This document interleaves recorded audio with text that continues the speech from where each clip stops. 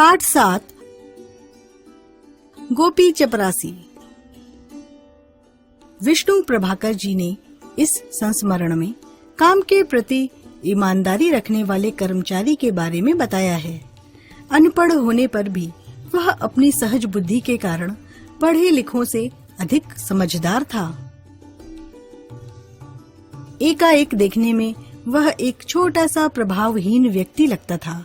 गेहुआ रंग, नाटा, छरहरा बदन, पतला मुख, मिची मिची आंखें, बिल्ली की सी मूछें, वाचाल और क्रियाशील। इस क्षण इधर ऊँघ रहा है तो उस क्षण उधर दौड़ रहा है। घुटनों तक धोती, बदन पर कमीज, कंधे पर गमछा। वह घर जाते समय कुछ न कुछ अवश्य ले जाना चाहता था, फिर चाहे वह सूखी घास या बुरादा ही क्यों न हो। हाथ में वह एक लकड़ी अवश्य रखता, क्योंकि उसे कुत्तों का डर रहता था। स्वभाव में एक विशेष दृढ़ता, अक्खड़पन और मस्ती झलकती थी। चाहे कोई भी हो, दबना तो उसने कभी सीखा ही न था। पुलिस से उसका पुराना रिश्ता था। हर छोटे बड़े अपराध के संबंध में उसकी पेशी होती, फिर प्रमाण के अभाव में छोड़ दिया जाता। चपरासी जब मिल बैठकर बातें करते तो चुटकी लेने के लिए कभी कभार कोई उसके घास पात चुराकर काटने का जिक्र कर ही डालता। गोपी अपनी ठेठ प्रांतीय भाषा में कहता, हाँ ले जाता हूँ, इसमें छिपाने की कौन सी बात है।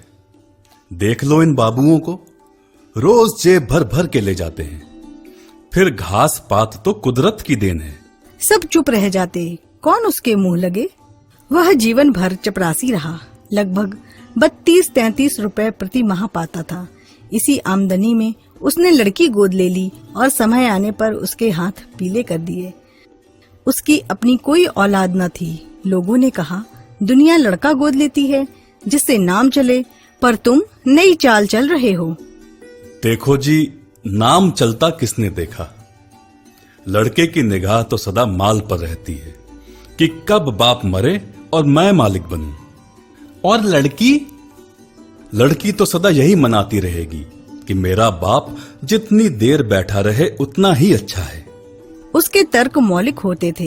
एक बार एक ठेकेदार ने चने का ठेका लिया था। जब ठेकेदार ने खेत में चनों का ढेर लगवा दिया, तब कर्नल पूरी टोली के साथ खुद जांच करने आया। वह ढेर के चारों तरफ घूमा, फिर घोड़ा रोककर बोला, हमने चना मांगा था, ये कूड़ा नहीं, हम ये माल नहीं लेगा। सब स्तब्ध रह गए।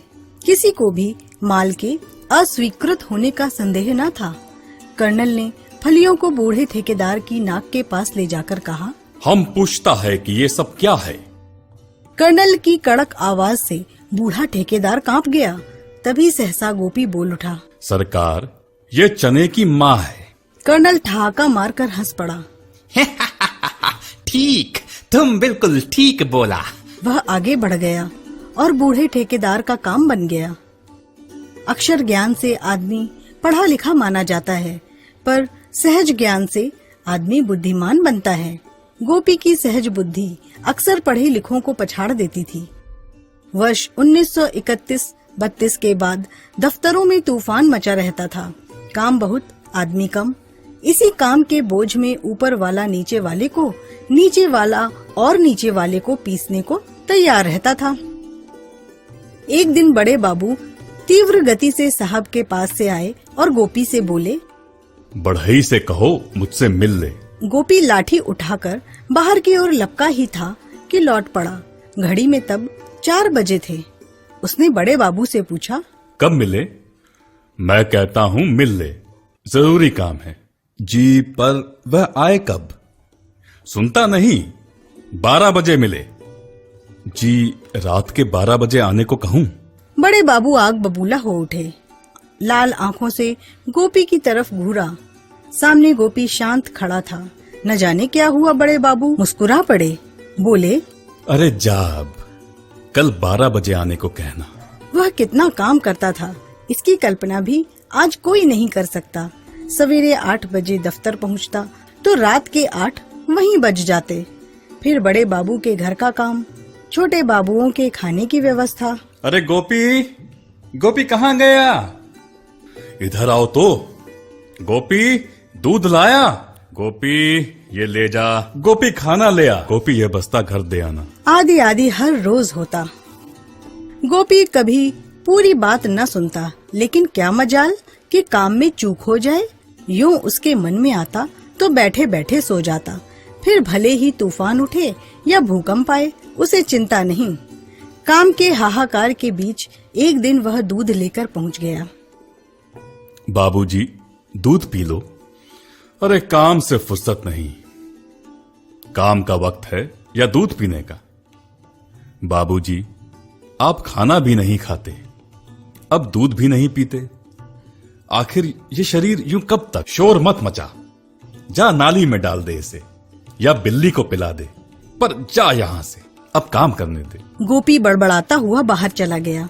कुछ देर में दफ्तर में शांति हुई तो बड़े बाबू को दूध की याद आई। अरे गोपी, सुबह से भूखा हूं, ला दूध दे दे। अभी लाया। उधर कहाँ जाता है? बड़े बाबू बोले। जी, दूध लाने। वह दूध तो मैंने बिल्ली को पिला दिया था। वह बाहर की तरफ दौड़ गया। दूध पीते पीते बाबूजी खूब उफने, पर वह शांत बैठा रहा। गोपी अद्भुत इंसान था। प्रसन्न हो तो प्राण अर्पण कर दे, अप्रसन्न हो तो जन्म जन्म का शत्रु बन जाए। एक बार माताजी बीमार पड़ी, किसी जड़ी बूटी की आवश्यकता थी। गोपी जब तक बूटी न ले आया चैन से न बैठा। उसकी जान न जाने किस किस के लिए हाजिर रहती थी। उन दिनों छुट्टी वाले दिन भी दफ्तर से बड़े बाबू को बुलावा आ जाता था। एक रविवार सुबह का समय था। मैं लिखने बैठा ही था कि गोपी ने आवाज लगाई। बाबूजी, बाबूजी, उठिए, साहब ने बुलाया है। मेरा गुस्सा देखकर वह बोला, अच्छा बाबूजी, आराम से लिखो, मैं साहब से खुद ही निपट लूंगा। गोपी अनगढ़ था, पर था ऐसा मनुष्य जो सबसे पहले काम करने में विश्वास करता था। वह बोलता रहता, चलता रहता, पर काम कभी न रुकता। सवेरे, शाम, तपती दोपहर, रात, वर्षा, शीत, गर्मी, कभी भी उसमें ऐसा कुछ था जो मनुष्य को मनुष्य बनाता है। आज वही ऐसा कुछ खो गया है और Tell me pretty lies, look me in the face, tell me that you love me, even if it's fake.